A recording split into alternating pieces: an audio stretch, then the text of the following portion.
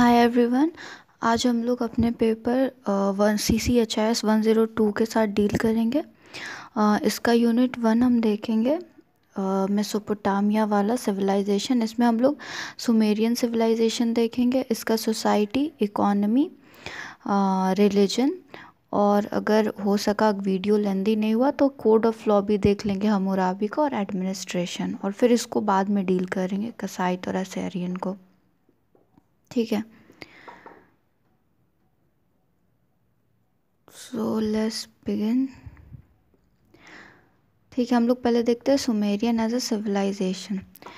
ये जो सिविलाइजेशन हम लोग बोल रहे हैं सुमेरियन या आप उसको मेसोपोटामिया सिविलाइजेशन बोले, एक्चुअली ये है क्या, मेसोपोटामिया एक रीजन था जिसके अगल बगल सारे के सारे सिविलाइजेशन, मतलब छोटे मोटे, बेबीलोनिया वाला, असीरिया वाला, सब अकर हुए थे।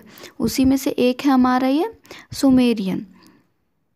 ठीक है, तो इसी को मेसोपोटामिया या जो बोलिए, अच्छा, मेसोपोटामिया सिविलाइजेशन में मेसो का मतलब होता है मिडल और पोटामस मतलब होता है रिवर, तो वो इसको रिवर सिविलाइजेशन बोलना चाहते हैं। Mesopotamia actually river to the area between two great rivers, और वो दो रिवर थे टिग्रिस और यूफ्रेट्स। ये अभी हम मैप में देखेंगे।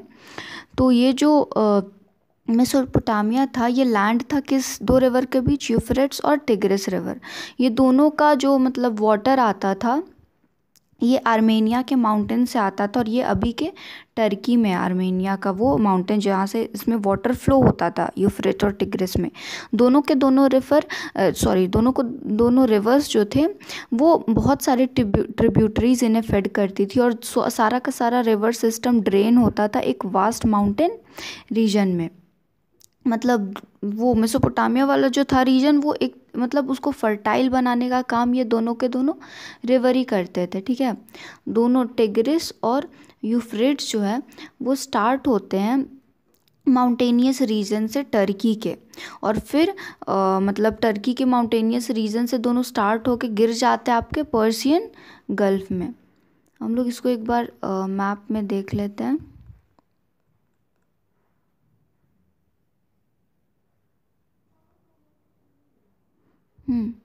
इसको फर्टाइल क्रेसेंट भी बोला जाता है, मतलब ये इस रीजन को इस मैप में देखते हैं।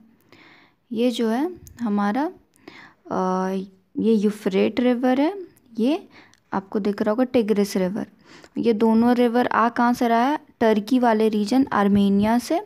ठीक है, और इन दोनों रिवर के बीच का ये जो लैंड है, ये हमारा मेसोपोटामिया, या मतलब जितना ये पिंकिश एरिया आपको दिख रहा है, ये इतना, ये मेसोपोटामियन रीजन बोला जाता है। और ये फर्टाइल था इसी दो रिवर के वजह से, और इसीलिए ना इसे फर्टाइल क्रेसेंट भी बोलते हैं इस रीजन को। और ये मेसोपोटामिया के अगल बगल आप लोग देख सकते हैं, बेबीलोनिया वाला मतलब ये है, उसके बाद इधर आपको असीरिया दिखेगा। तो ये सब अगल बगल मतलब मेसोपोटामिया के ही हैं, और यहाँ के लोगों को सुमेर बोलते थे, मेसोपोटामियन के रीजन के लोगों को सुमेर बोलते थे। तो मैंने ऊपर बताया कि दोनों मतलब ड्रेन कहाँ होते थे, हम लोग देख सकते हैं टिग्रिस और ये यूफ्रेट्स, ये ऊपर से आ तो रहा है आर्मेनिया के माउंटेन से, और दोनों ड्रेन होंगे ये हमारे एक सेकेंड, ये पर्शियन गल्फ में। ठीक है, फिर ये दूसरा मैप में वो उसी रीजन को बताया गया है कि जितना वो मतलब रीजन था टिग्रिस और यूफ्रेट के अंदर, उसे फर्टाइल क्रिसेंट कहते थे। क्यों? क्योंकि दोनों रिवर अपने साथ सिल्ट लाते थे, और दोनों साइड से जब रिवर का फ्लो होगा तो बीच का लैंड क्या हो जाएगा, फर्टाइल ही हो जाएगा। ठीक है, एक और ये मैप है, ये हमारे वर्ल्ड मैप पे है, मतलब एशिया का दिखाया गया कि इधर मेडिटेरेनियन सी है, ये सुमेर वाला एरिया है आपका, और ये अरब का प्लेट है। ठीक है, और ये पर्शियन गल्फ। ऑल राइट, तो ये हो गया, हम लोग ने उसको मैप पे भी देख लिया। उसके बाद हम लोग देखते हैं जो टिग्रिस यूफ्रेट रिवर है, इसी दो रिवर की वजह से वहाँ पे लाइफ पॉसिबल हुआ था, लेकिन मतलब वो डिस्ट्रक्शन भी कॉज करते थे जब ओवरफ्लो हो जाता था, फ्लड आता था। ठीक है, तो मतलब सॉइल तो परफेक्ट बन गया था, मतलब रिवर दोनों उस रिवर के वजह से, और रेन जो था वो भी ठीक ही मतलब ठाक था। लेकिन हमेशा यहाँ पे ना रेन होता नहीं था। रेन मतलब बहुत कम जाता था स्प्रिंग और समर के मंथ्स में, तो वो ड्रॉट का भी खतरा होता था कांस्टेंट। लेकिन ड्रॉट से भी खतरनाक आपका होता था ये फ्लड, जो कि ओवरफ्लो कर देता था रिवर बैंक्स को, और मतलब हार्वेस्ट पूरा बर्बाद हो जाता था। ठीक है, क्रॉप ही नहीं, होम लाइफ पीपल जितने थे सब कुछ ख़त्म। लेकिन ओवर टाइम क्या हुआ, लोग इससे सीख गए मतलब ओवरकम करना। इन्होंने ना लीव्स और एम्बैकमेंट जो मॉडर्न डैम वाले हैं ना फॉर्म, वो बनाना सीख गए थे ताकि इससे बचा जा सके। ठीक है, अब हम देखते हैं इसे फर्टाइल क्रिसेंट क्यों कहते थे। फर्टाइल क्रिसेंट निकनेम दिया गया था इस मेसोपोटामिया को क्योंकि अगल बगल हमने देखा ना बहुत सारे सिविलाइजेशन थे, असीरिया, सुमेरियन बोल रही हूँ, असीरिया और बेबीलोनिया, और ये सब किंगडम के बर्थ के वजह से ना इसे क्रैडल ऑफ सिविलाइजेशन बोल दिया गया। जो हमारा टर्म है मतलब क्रैडल ऑफ सिविलाइजेशन, ये पहली बार यूनिवर्सिटी ऑफ शिकागो में आर्कियोलॉजिस्ट जेम्स हेनरी ब्रिस्टेड ने मतलब यूज़ किया था। ठीक है, तो ये एंशियंट हिस्ट्री का हम लोग देखते हैं, मतलब ये जो कंसेप्ट है ये सून डेवलप हुआ, और आजकल का इंटरनेशनल जियो पॉलिटिक्स में हम लोग डिप्लोमेटिक रिलेशन में इस एरिया का बहुत मतलब दबदबा हम लोग देखते हैं।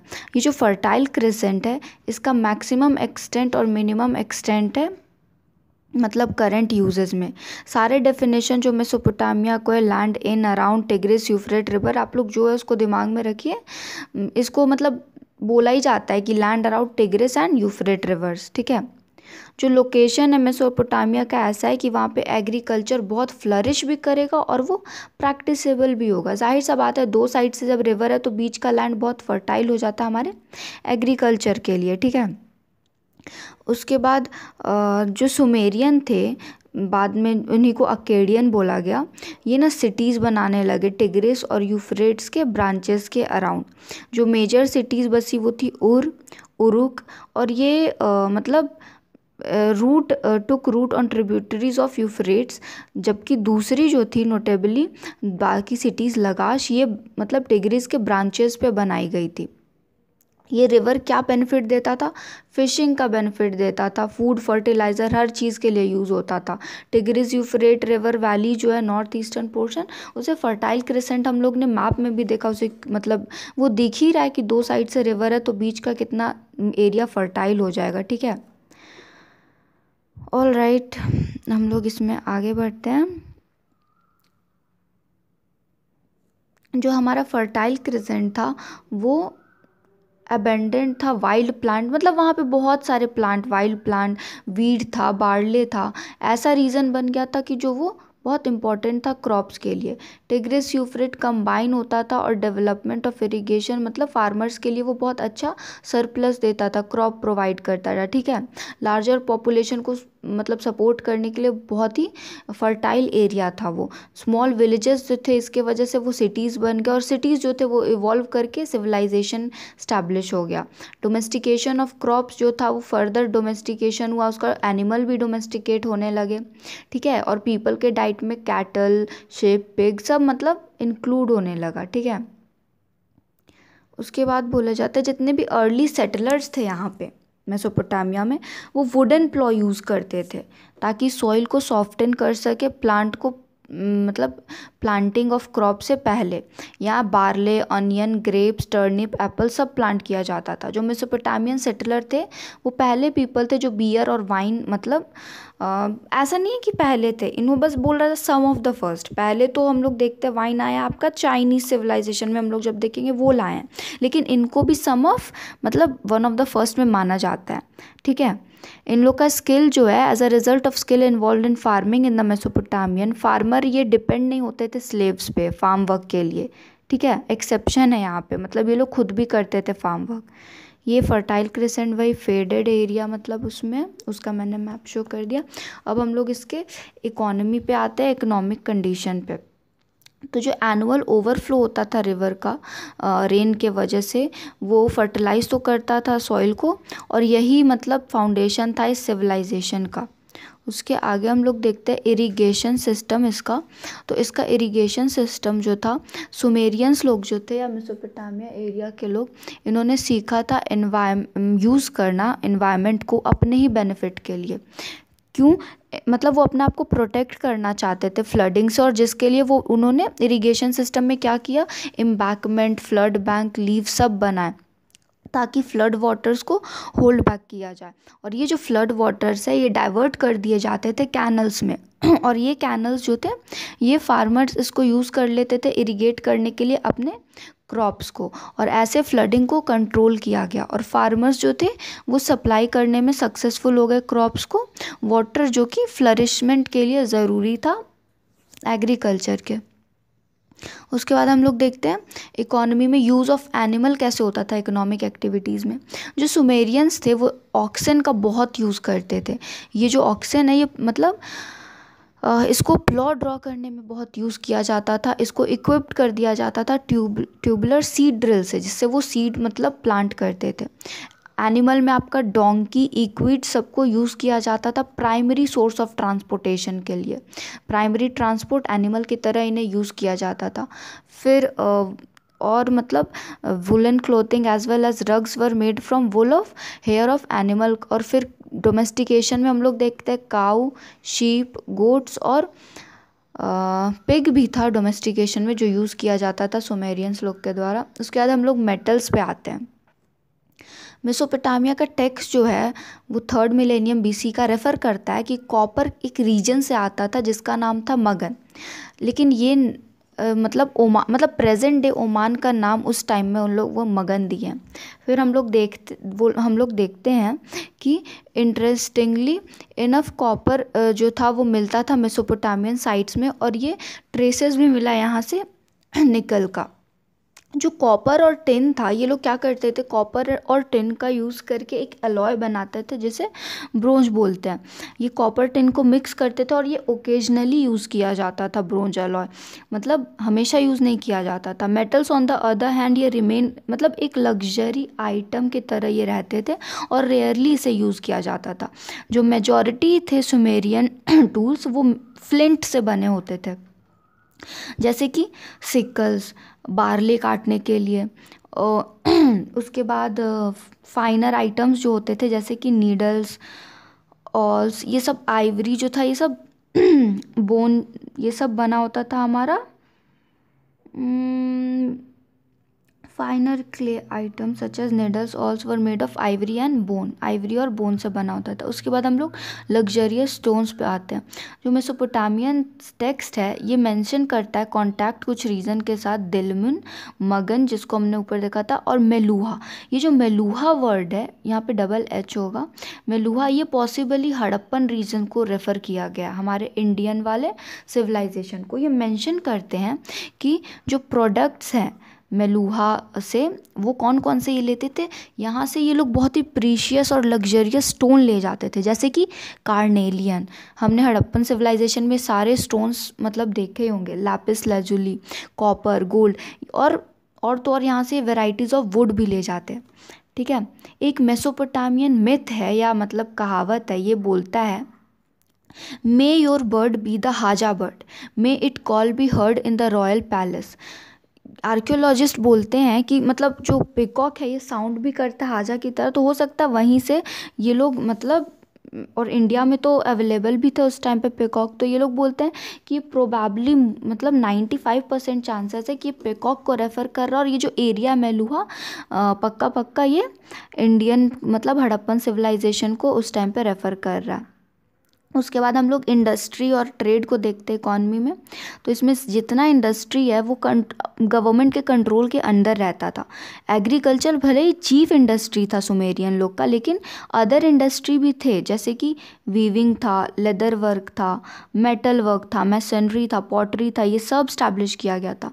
जो एंशियंट सुमेरियन ट्रेड था वो मैनेज किया जाता था मर्चेंट क्लास के द्वारा, जो कि बोट को यूज़ करते थे ट्रैवल करने के लिए, और एनिमल को यूज़ करते थे अक्रॉस लैंड, मतलब लैंड रूट के लिए लोग एनिमल यूज़ करते थे। हम लोग ने देखा डोंकी और इक्विड्स, और बाकी के लिए बोट्स। ठीक है। अब हम सोसाइटी पे आते हैं। हमने इकोनॉमी कवर किया, अब हम लोग देखेंगे सोसाइटी। तो 3 डिफरेंट क्लास थे एंशियंट सुमेर में। पहला था आपका किंग, फिर था आपका अपर क्लास, फिर था आपका लोअर क्लास, और लास्ट में स्लेव्स भी थे। तो जो किंग थे ये हाईएस्ट क्लास होते थे मेसोपोटामिया में, और किंग अपना जो स्टेटस था ये रीच किए थे अपने सक्सेस से वॉर में। ठीक है, लेटर ईयर्स में भले ही किंग्स जो है वो देखे जाते हैं कि उनका हेरेडिटरी सिस्टम चलता है, उनके सन आते रहते हैं उनके बाद, लेकिन इनके ऊपर बहुत बड़ा रिस्पॉन्सिबिलिटी होता था किंगडम को चलाने का। ठीक है, और ये बिलीव किया जाता था कि किंग जो है उनको गॉड सेलेक्ट करते हैं। हाउएवर वो कभी भी डिवाइन स्टेटस जो था, as they were not perceive gods as in Egypt, वो लोग डिवाइन स्टेटस तो कभी रीच नहीं कर पाते थे, बट हाँ लोग ऐसा मानते थे वहाँ पे कि किंग जो है वो गॉड के द्वारा चूज़ किया जाता है। उसके बाद हम लोग सेकेंड क्लास पे आते हैं प्रीस्ट का। ये जो प्रीस्ट थे वो बहुत पावरफुल हुआ करते थे, वो चार्ज में थे सर्व मतलब सबको ये कि सब बिहेव में रहे, डिसिप्लिन में रहे, और गॉड को हैप्पी करने का चार्ज जो था वो इन पे था। ये उस टाइम के डॉक्टर का काम किया करते थे प्रीस्ट। अगर कोई भी सिक होता था तो वो प्रीस्ट के पास जाता था, ना कि डॉक्टर के पास, इस सुमेरियन सिविलाइजेशन में। यहाँ पे रिटन रिकॉर्ड है 2 प्रीस्ट का, जिसमें बोला गया by the bed of sick boy dress to look like fish to better speak with the water god. मतलब यहाँ पे वही उनको गॉड का दर्जा दिया जा रहा है, डॉक्टर के यहाँ पे ज़रूरत ही नहीं दिखाया जा रहा है। उसके बाद हम लोग देखते हैं अपर क्लास। अपर क्लास में हम लोग देखते हैं कि मैन वेमेन जो थे, दोनों के दोनों मैन और वेमेन ज्वेलरी का यूज़ करते थे। ऐसा नहीं है कि वेमेन ही ज्वेलरी का यूज़ करती थी। जैसे स्पेशली जो मोस्ट यूजेबल ज्वेलरी था वो था रिंग्स, चाहे वो मैन हो या वेमेन हो, दोनों यूज़ करते थे। मैन जो है, अगर मेसोपोटामिया वाले आप फोटोज़ या फिगराइंस को देखेंगे तो मैन भी एक स्कर्ट टाइप का नीचे से पहनते थे, और उनके भी लॉन्ग और कर्ली हेयर मुस्टैच के साथ होते थे। वेमेन जो है वो भी ड्रेसेस पहनती थी लॉन्ग स्कर्ट टाइप, बट उनका ऑफ वन शोल्डर होता था, एक शोल्डर से मतलब वन शोल्डर ऑफ रहा करता था ड्रेस, और एक शोल्डर से वो सराउंडेड रहता था। उनका भी लॉन्ग हेयर रहता था, और जिसको वो ब्रेड करके रखती थी, और फैंसी अरेंजमेंट रहते थे। ये बहुत आसान होता था बोलना कि प्रीस्ट कौन है। प्रीस्ट जो थे इसमें सुमेरियन में या मेसोपोटामिया सिविलाइजेशन में, ये हमेशा अपने हेड्स को शेव करके रखते थे, और हेड के शेव्ड होने के साथ साथ इनके पास क्लॉक्स हुआ करता था, जो कि शीप के वूल से बना होता था, ताकि वो क्लॉक्स इन्हें वार्म रख सके विंटर में। लास्ट लोअर क्लास, उसके बाद हम लोग स्लेव्स देखेंगे।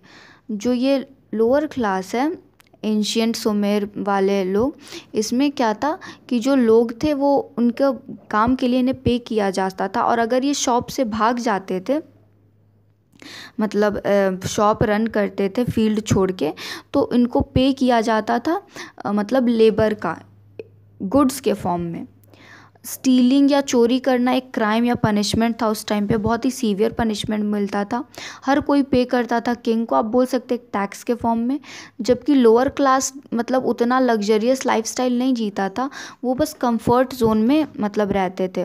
वो बहुत हार्ड वर्क करते थे, इनका भी घर होता था, ये लोग भी ज्वेलरी सब अफोर्ड कर सकते थे। There was no law that said they could not move up the social scale, और more likely have the children move up social scale by becoming a scribe, priest और प्रीस्ट। मतलब यहाँ पे सब कुछ था कि जो जो चाहे वो बन सकता है। यहाँ पे कोई कास्ट डिस्टिंक्शन वैसा नहीं था। लोअर क्लास से या किसी क्लास से अगर कोई प्रीस्ट बनना चाहता है तो वो भी बन सकता है, ऐसा यहाँ पे सिस्टम था। स्लेव्स जो थे सुमेरियन में, जब सुमेरियन ने दूसरा टाउन कनकर किया था तो वो प्रिजनर्स लाए थे अपने साथ वापस। ठीक है, और इन्हीं प्रिजनर्स को ये स्लेव्स बना दिया करते थे, और स्लेव जो है वो काम करते थे किंग के लिए, टेम्पल के लिए, और तो और वेल्दी लोगों के लिए। स्लेव्स जो थे वो मतलब उनको ख़रीदा बेचा सब जाता था। रिकॉर्ड्स मतलब हम लोग को मिला है कि अमाउंट जो पे किया जाता था वो स्लेव के लिए पे किया जाता था, और टिपिकली जो स्लेव होते थे वो ऑक्शन में ज़्यादातर बिकते थे। ठीक है, और ये स्लेव का कॉस्ट सबसे मतलब अजीब सा बात, ये डोंकी से भी कम होता था एक ह्यूमन स्लेव का कॉस्ट जो ऑक्शन में लगता था, लेकिन काऊ से ज़्यादा होता था। द वेल्दी जो होते थे, मतलब वेल्दी लोग, वो लार्ज हाउसेस में रहते थे और इनके स्लेव सर्वेंट इन्हीं के साथ रहते थे। मर्चेंट्स जो है वो रेगुलर बेसिस पे आते थे प्रिजनर सेल करने के लिए, जो कि वॉर के वक्त वो कैप्चर करके आते थे। स्लेव आइडेंटिफाई किए जाते थे स्पेसिफिक वे में, उनके हेयर कट से, और उनका ब्रांडिंग भी किया जाता था। ठीक है, ये हो गया, और हर कोई काम करता था। ऑल राइट, तो हमने एक सोसाइटी में क्लास डिवीज़न देखा। अब हम लोग ये वीडियो थोड़ा लंबा हो जाएगा, हम लोग सोसाइटी को कंटिन्यू करेंगे नेक्स्ट वीडियो में। अभी इसमें यहीं तक रखते हैं। Thank you.